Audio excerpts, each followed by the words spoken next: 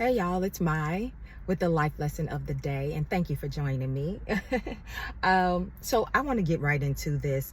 I wanted to talk about when it comes to relationships, mothering versus nurturing. A lot of men say they desire for a woman to be nurturing. That's one of the characteristics that they look for in a woman. And I think that we, both men and women, can be a little bit unclear on what the difference is or what the true definition of nurturing is, because it can be a little gray area between the idea of mothering and the idea of nurturing, even if we don't use those terms. Now, this was inspired by David Burris, Burruss. He's a minister and a Christian relationship coach that I follow on Instagram, and I've been following for a couple of years, but I've been, taking in more of his content lately. And he was talking about this morning, like ways to create a safe space for a man. But during that conversation, it came up that if a woman does something like moving a man's stuff around in the house, something like if he places an iPad down on the side of the bed, or a cup somewhere, and she goes behind him and moves it, it can make a man feel mothered, which is not typically what a man wants to feel in his romantic relationship, with his woman. So the question came up, what is the difference between mothering and nurturing? And his response was this: mothering is giving identity, and nurturing is affirming identity. I'll say that again. Mothering is giving identity, and nurturing is affirming identity. A man wants to be nurtured, typically, not mothered with his woman. Now, let me add this. If you're dealing with a man who has a mother wound, mama issues, then sometimes what he is describing as nurturing or desiring and saying that is nurturing can be teetering on mothering, unbeknownst to him, if he is unhealed from the mother wound. He could actually be desiring mothering from his romantic partner, even if he's putting the word nurturing on it. And he will judge women based on this void that's actually in him, something that he should have gotten from his mother that he's now looking for his romantic partner to do, to fill that void, to make him feel a certain way. And he should have gotten that from his mother. He will literally be judging women based on that because he's unhealed from the mother wound.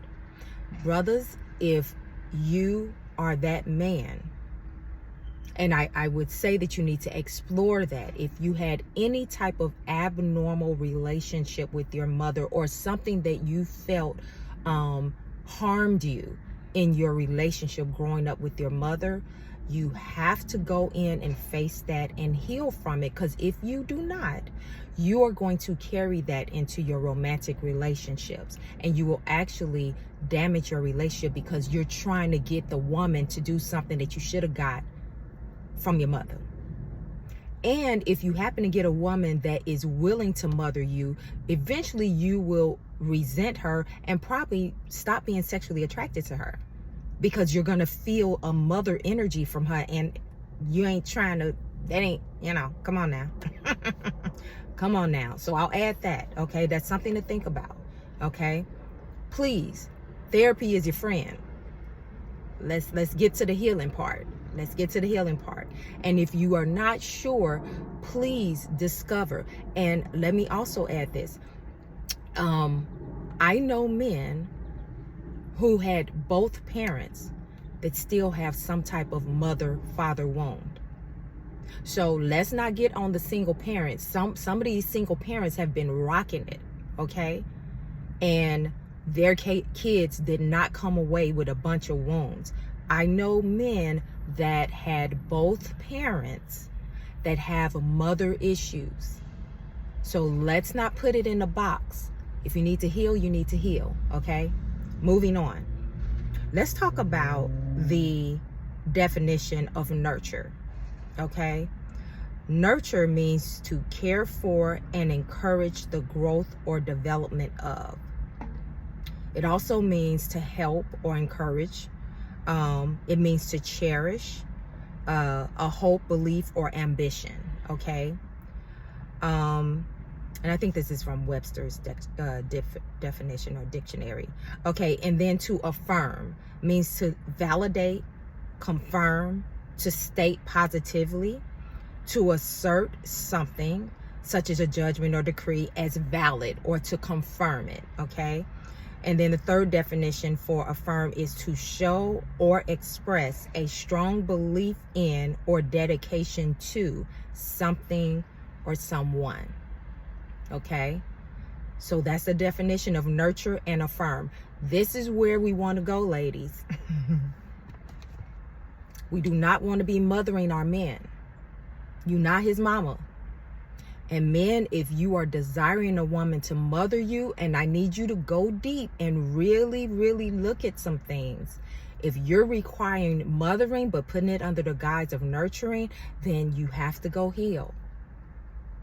Ladies, we have to nurture and affirm. I'm gonna tell this quick story. So when I was in my very first relationship, I was very young. I mean, real relationship. Come on now, you know, we had the kiddie stuff going on, but I was 19. I was in college, my first real relationship, first time of being in love and all of that stuff. Now, I had the mentality at that time that whatever most of the people, and I actually still have this part of it, I don't follow the crowd. So I actually get turned off if a lot of people are doing something. I automatically internally, like a rebellion kicks up. I don't want to do it. I don't want to go there. I don't want to do it. Everybody go there. Okay, I'm going the opposite. Okay. However, I had a faulty mentality when it came to like relationally.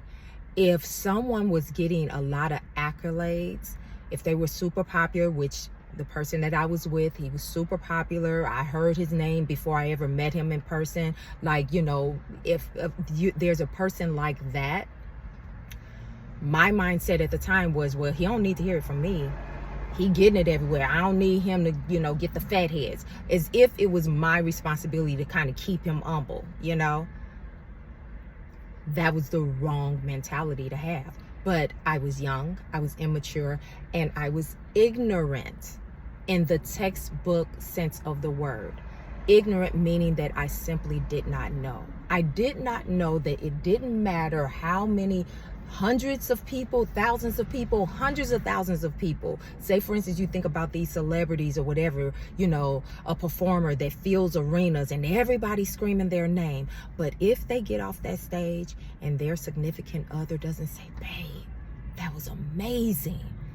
You did such a great performance. And oh, tonight you were on, this song was just, you were on it tonight. But oh my gosh, you were just so good.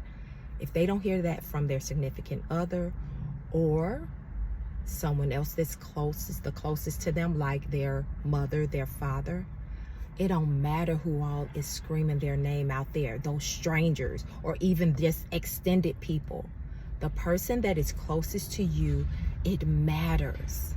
It matters to hear it from them. So when Mr. Burris is talking about that men need affirmation from their woman, they don't need mothering, they need affirmation. They need you to open your mouth and tell them all of the great things that you think and you see in them. So the statement about mothering is given identity and nurturing is affirming identity. Giving identity, think about a mother with her son. She has birthed this person into the world and he is a male. She is helping to help him to discover who he is. She's helping to shape the type of man he will become. Okay, there's an exploration and a discovery there. There's things that she is putting in him. Okay, that he does not know. There's a process. Whereas affirming something is you're affirming something that's already there. You're affirming a man that he already knows who he is, and you're saying, I see it too. I see who you are too. I see the greatness in you. I see the king in you. I see the CEO in you. I see the leader in you. I see the kindness in you. I see the generosity in you. You're affirming what is already there. You're not telling him who he is. He should already know who he is, especially if you're talking about somebody that's trying to marry somebody and be somebody's husband. How can a man lead a household if he doesn't even know who he is? So ladies, as you're picking out here, all this 666, the 6 feet and 6 figures and 6-pack stuff, listen, you better be facing, okay, what is this man's purpose? Does he know his purpose? Is he already on his purpose? What are you connecting your life to if a man doesn't even know his purpose or his vision? Getting married is not just about having some thighs and some, everything in the bed every night. It's not just about having a beautiful wedding or making some beautiful babies. It's not about having somebody to share responsibilities to. It's not only about that. It's about what is your life's purpose and vision, and how do I connect up to that? How do we build and impact, whether it's our family, our community, the world? This is what we're coming together for. Part of that, ladies, is to be affirming to the man they need it. Okay? Gentlemen, I need you to chime in on this. Have you experienced affirmation in your relationships? And if you have not experienced it, what was the deal there? Were you able to ask for what you needed? Or did you feel she should just automatically know that's what you needed? Ladies, have you struggled? Do you struggle with affirming your man? Or is that something that you're good at? You've always known that that's something that a man's need. This is the other thing. A man may not verbalize that he needs that. But if you do it, you gonna see. You gonna see how it just shoots him up 10 feet tall. And you do it from a sincere place and consistently. It has to be consistent. Listen, the world can be a challenging place to be in. Okay? It can be. So when you are in what should be a safe space with the person that is the closest to you and who loves you and who is vice versa, you want to know, it should be like a recharge station. You're getting gassed up to go out and fight another day. As a young woman, I didn't know that. When I was 19, 20, I didn't know that. Because of my own issues, I learned it. And that is a game changer. It gives everything to the person that you say you love, and it gives something to you. Because the bigger that it's not your responsibility to keep somebody humble. They don't need to be humbled. They need to be built up. Ladies, build your man up.